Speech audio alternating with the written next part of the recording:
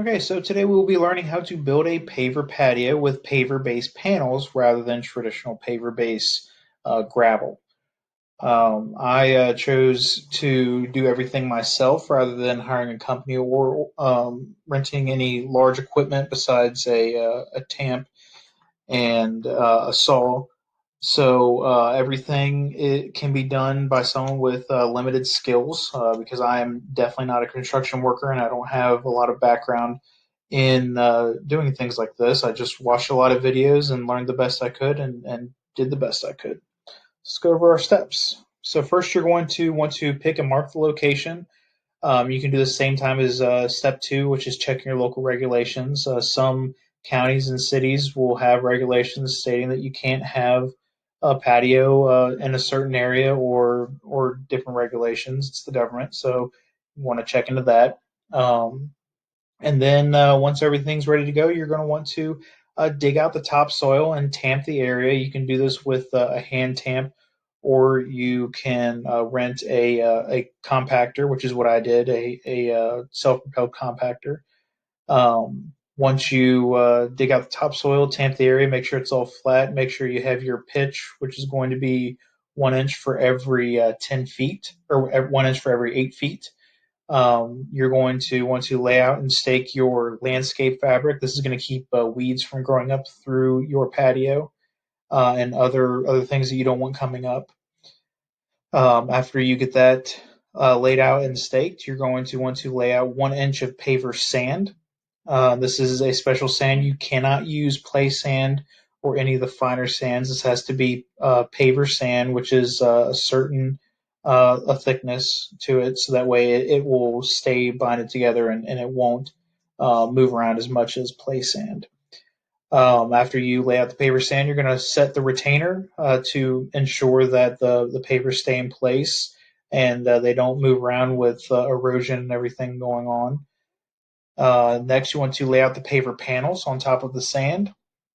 Once you get the paver panels down, you're going to lay out the actual pavers themselves in whatever design you want. As you can see in the opening slide, I just chose a general, you know, boring straight line design because of the pavers that we bought.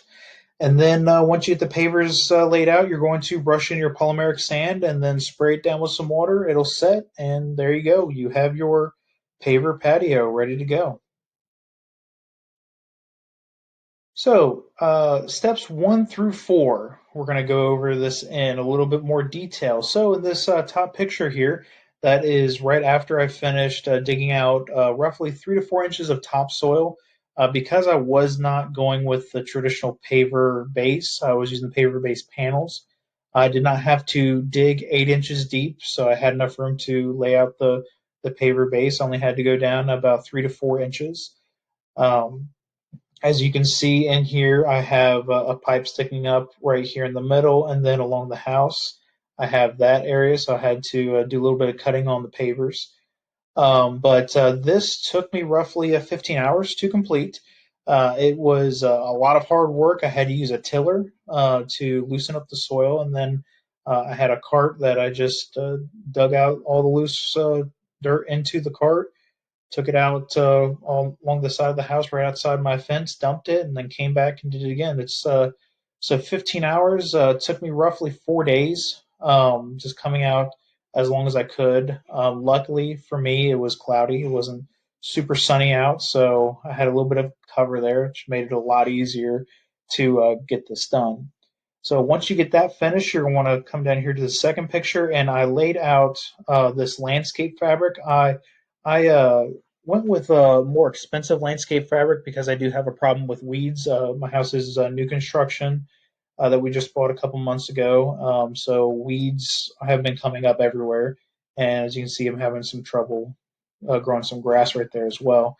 But this landscape fabric just had it in a 400 by 3 foot roll and just rolled it out 3 sections, laid down my sand on top of it to keep it in place because I did not buy enough stakes for it.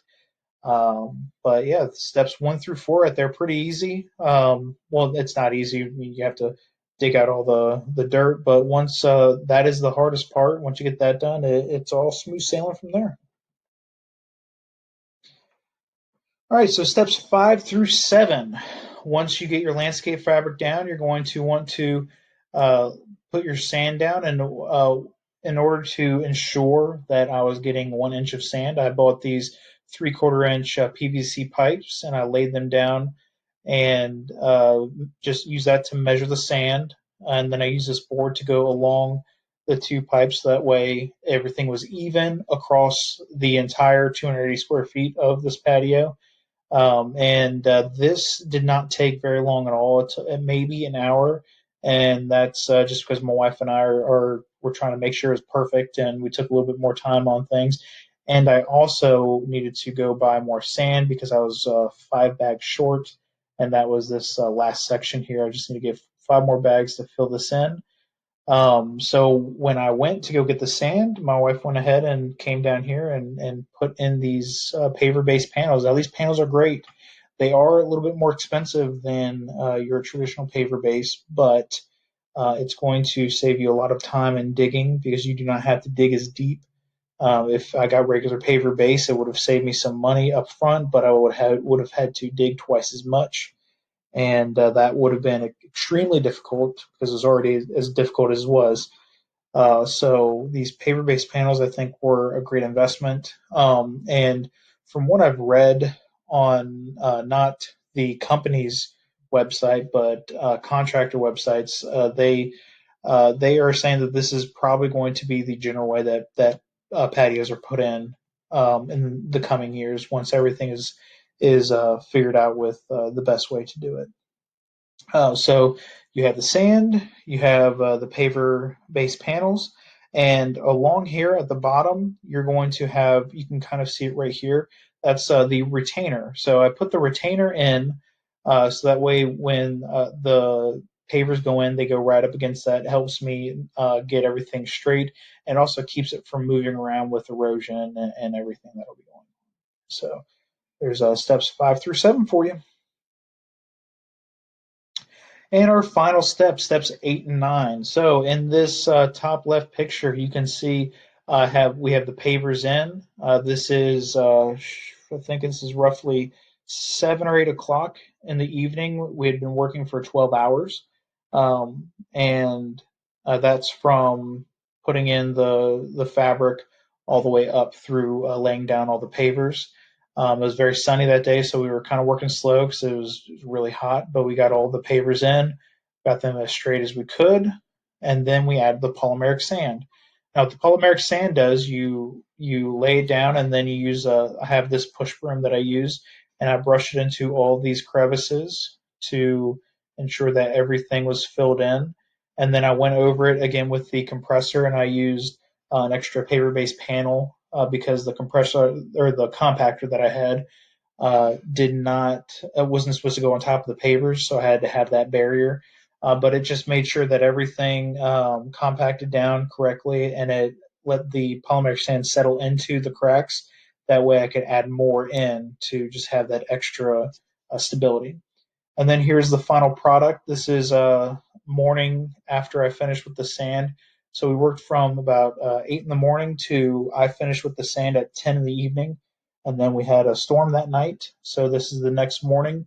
Some of the pavers moved around a little bit, and there's some uneven spots just from the compactor. But overall, everything is very secure, and it worked out very great for us.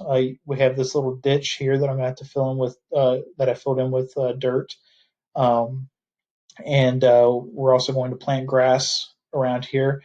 So this was a great 10 by 28-foot patio that we put in. It took a week with the digging and actually putting in everything. And it saved us roughly $8,000 or $9,000 in labor and extra resources that a company would have needed. My next step that I'll have to do is I have to put in a step here for our deck because that is a monster of a step.